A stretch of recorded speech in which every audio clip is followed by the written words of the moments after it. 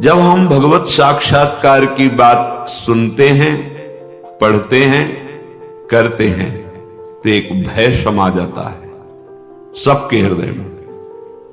हमें कैसे मिल सकते हैं?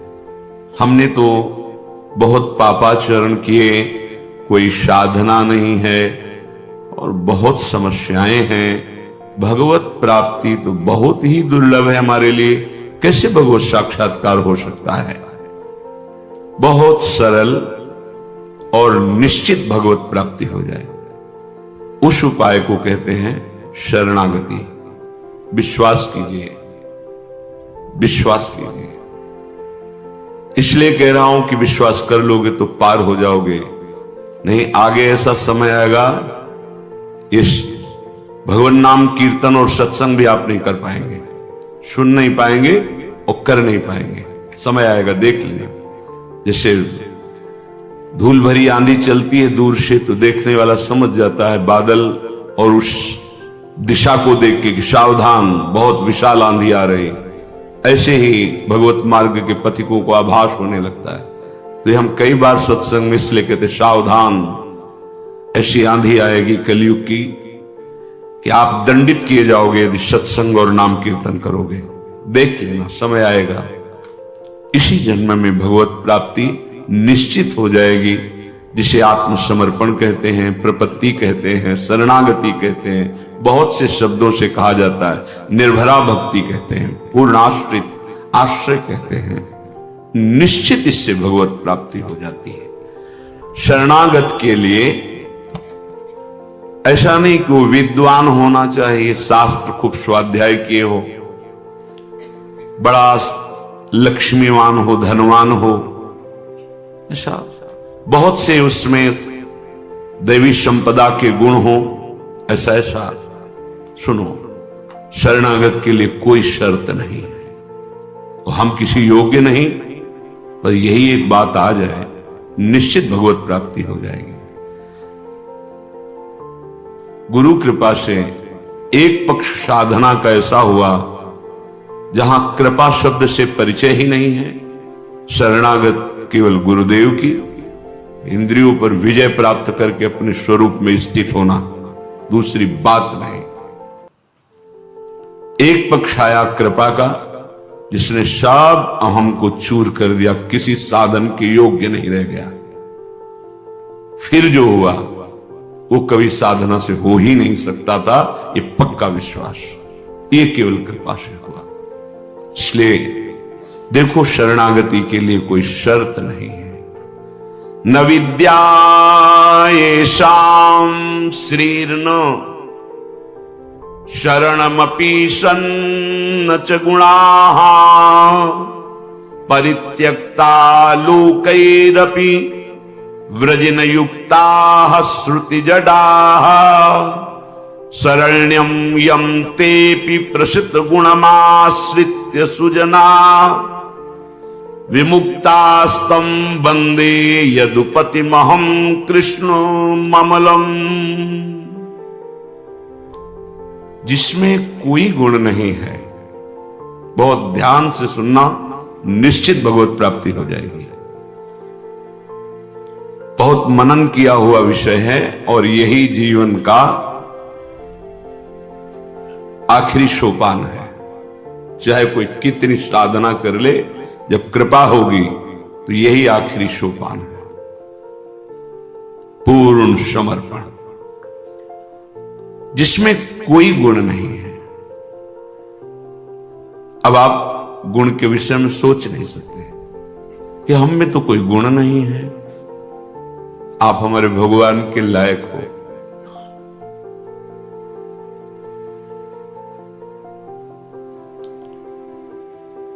प्रभु जैसा कृपा करने वाला अभी परिचय नहीं मिला है, इसलिए क्यों में नाना प्रकार के आरोप सच्चिदानंद प्रभु में आपकी बुद्धि करके आपको अधर्म आचरण में लगाती है।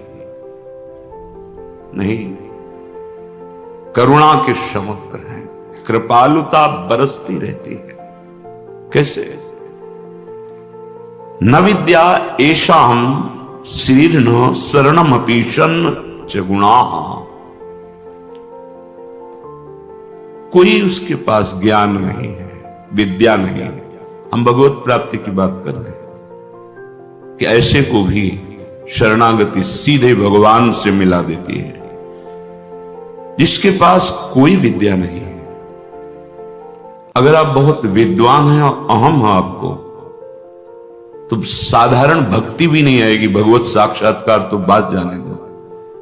विद्या रूप महत्व कुल धन यौवन अभिमान, ये षट कंटक देखे जहां राह न भक्ति निदान। भक्ति आ ही नहीं सकती, थोड़ी बड़ी अगर होगी भी तो चली जाएगी। विद्या का अभिमान जिसके अंदर होता है, भक्ति नहीं होती। मानो जो शरणागत होने जा रहा है उसमें कोई विद्या नहीं है, कोई ज्ञान नहीं है, और ना उसके पास शरीर धन है, वो धनी भी नहीं है, और उसको कोई पसंद नहीं करता है, कोई सहारा नहीं देता। ये बहुत बढ़िया बात है। भगवान कृपा करे और हमें हर जगह से ठोकर मिले। ये बात विषयी पुरुष के समझ में नहीं आएगी। कोई हमें आदर न दे, कोई हमें अपना कहने वाला न हो, तो हमारा मन भाग पड़ेगा गोविंद की तरफ, क्योंकि ये बिना सहारा लिए चल नहीं सकता। हृदय का एक विषय है, वो किसी न किसी का सहारा लेके ही चलता है, किसी व्यसन का, किसी व्यक्ति का, किसी भोग का, किसी न किसी। देख लो आप हृदय से, बस इसके यही सहारे काटने हैं, काटने हैं, और पूर्ण ये सब सहारे एक जगह पूर्ण हो जाए। भगवान का सहारा, लाडली जू का सहारा, जिसके पास न विद्या है, न कोई गुण है, न धन है, और न कोई सहारा देने वाला है, वो जिसकी तरफ देखता है सब ठोकर मार देते हैं। सबने जिसको त्याग दिया है, अगर वो कहीं संत कृपा से भगवान की शरण में आ जाए, ऐसा प्रभु की शरण ले ले, प्रसिद्ध गुण माश्रित सुजना, भगवान उसमें जो सुजन महात्मा जन है, उनमें जो गुण होते हैं वो सब भर देते हैं उस शरणागत में। दिव्यता आ जाती है और विश्व विख्यात उसे कर देते हैं। ये भगवान का शरण्यम यम तेपी प्रसिद्ध गुणमाश्रित सुजना विमुक्तास्तम। जो बिल्कुल गुणहीन था, धनहीन था, विद्याहीन था, सब ठोकर मारते थे, कोई सहारा देने वाला नहीं था। ये सब इस मानो ये हमारे ही जीवन की बात कही जा रही है। हम सब अगर आप भ्रम से मान रहे हैं कि आप में कुछ, अपनी तो इस जीवन जो लिखा है वही जीवन था, कुछ नहीं, किसी योग्य नहीं, तो क्या कह रहे हैं?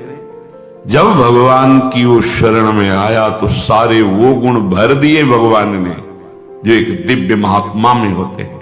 और क्या किया? उसे विश्व विख्यात कर दिया। हरिवंश पतिव्रत है जिनके, सुख संपत्ति दंपति जो तिनके। वृंदावन में विराजमान सहचरियों के मध्य में प्रिया प्रीतम के प्रति जिसका ऐसा अनन्य भाव, बोले उसको निश्चित प्रिया प्रीतम प्राप्त होते हैं, उनकी सेवा उसको प्राप्त। ये बहुत बड़ी बात है। ज्ञान निधि, वैराग्य निधि, बड़े बड़े महापुरुष जब थोड़ा सा रस का श्रवण हुआ तो आकांक्षाएं जागृत हो जाती हैं। हरिराम व्यास जी जिसे पद में कह रहे हैं, किशोरी तेरे चरणन की रज पाऊं, बैठी रहूं कुंजन के कोने, श्याम राधिका गाऊं। जो रज शिव सनकादिक याचत, जिस रस के किनका को श्रवण करके याचना करते हैं कि अगर रज मिल गई तो प्रेम मिल जाएगा, प्रेम मिल गया तो प्रिया प्रीतम मिल जाएंगे। ज्ञान समुद्र है भगवान शिव, ब्रह्मा जी परम ज्ञान समुद्र हैं। संपूर्ण सृष्टि का सृजन, ज्ञान विज्ञान उन्हीं की तो देन है। शरणागत भक्त शरीर को सुखपूर्वक रखता है, नहाना कपड़ा वस्त्र। कैसे? जैसे पतिव्रता अपने शरीर को सजाती है, उसका उद्देश्य क्या होता है? पति को सुख देना। पति देखेगा, प्रसन्न होगा। यह हमारे परम पति का दासत्व है। गर्व से जैसे वो मांग भरती है, मंगल सूत्र धारण करती है, ऐसे ये तुलसी जी, ये हमारा मंगल सूत्र है हमारे प्रीतम परम पति के लिए। ये जैसे ये हमारा सुहाग है। किसी के एक प्रीतम होते हैं तो ठसक में घूमती है, हमारे तो दो दो प्रीतम, प्रिया और प्रीतम दोनों, बिहरत दो प्रीतम कुंज, ये हमारे दो है। उस शरीर को लेकर के कि जैसे कोई बाहरी देखे पोशाक धारण किए हुए, खुशबू आ रही उसके शरीर से, इत्र लगा हुआ है स्वामिनी के प्रसादी, और पान पाए हुए स्वामिनी का पान प्रसाद। जैसे हम पात्र मार्जन करके श्री जी की सेवा में लगाते हैं, अब ये शरीर श्री जी की सेवा का पात्र है। मैं करके भोगों में उतारना निंदनीय है, त्याज्य है, लेकिन श्री जी को समर्पित ये शरीर, चाहे गृहस्थ हो चाहे विरक्त, अब वो उसी तरह से प्यार दुलार लायक है जैसे हम तांब पात्र को मार्जन करके पवित्र स्थान में ऊंचे पे रखते हैं।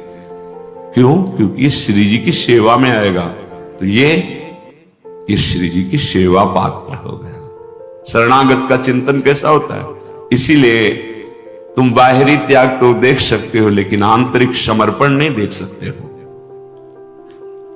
जो प्रभु के शरणागत हो जाता है, उसकी कोई जाति नहीं होती, उसका कोई गोत्र नहीं होता, कुल नहीं होता उसका वही कुल होता है, वही जाति होती है, वो गोत्र होता है जहां समर्पित हो जाता है। लोक में देखो थोड़ा सा समर्पण, अन्य गोत्र कुल की कन्या जब अपने पति को स्वीकार करती है तो पति का गोत्र और कुल उसका हो जाता है, फिर उसका अलग से नहीं बना। अलग तो वो समझ नहीं पा रहा, इसलिए नहीं, एक ही बना, वो कोई और रहे कुल में, उसका गोत्र अलग है उसकी। और वो जब पति को स्वीकार हुई तो पति के गोत्र में गोत्र मिल गया, पति के कुल में कुल मिल गया, अब उसका अलग से कुल गोत्र नहीं। जैसे नदियां जब अलग रहती है तो नाम अलग होता है, जब समुद्र में मिल जाती है तो एक ही शब्द हो जाता है समुद्र, ना नदी का नाम रह गया ना रूप रह गया। ऐसे ही प्रेम समुद्र प्रियालाल के शरणागत का गोत्र प्रियालाल है, कुल प्रियालाल है, जाति प्रियालाल है।